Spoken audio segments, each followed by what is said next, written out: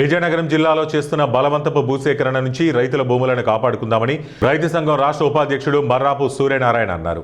బుధవారం విజయనగరం రెవెన్యూ హోంలో జరిగిన రైతు సదస్సులో ఆయన మాట్లాడారు. రైతుల అనుమతి లేకుండా జిల్లాలో 32 గ్రామాల్లో 20,000 ఎకరాల భూమిని సేకరించాలని చూస్తోందని ఆరోపించారు.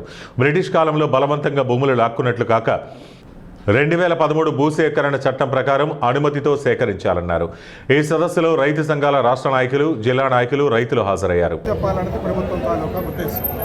మేము అడుగుతున్నాం, ఇవాళ రాష్ట్ర ప్రభుత్వం మరొక 10 లక్షల ఎకరాలు కూడా సేకరిస్తానని చెప్పేసి ఉరకలేస్తున్నది.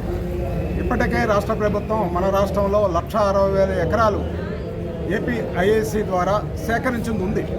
దాంట్లో ఎన్ని పరిశ్రమలు పెట్టారు? కనీసం 10% కూడా పరిశ్రమలు పెట్టలే. ఈ జిల్లాలో కూడా జిందాల దగ్గర తీసుకున్నారు 1,200 ఎకరాలు. 18 సంవత్సరాలు అయింది, పెట్టగలిగారా? బాడంగ మండలం డొంకుని వలస దగ్గర 20 సంవత్సరాలు అయింది, అక్కడ జూట్ పరిశ్రమ పెడతామని చెప్పి పెట్టగలిగారా?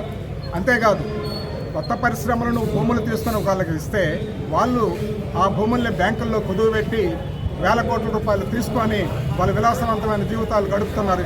రైతులకి భూములు లేవు, ప్రజలు దాచుకున్న బ్యాంకులు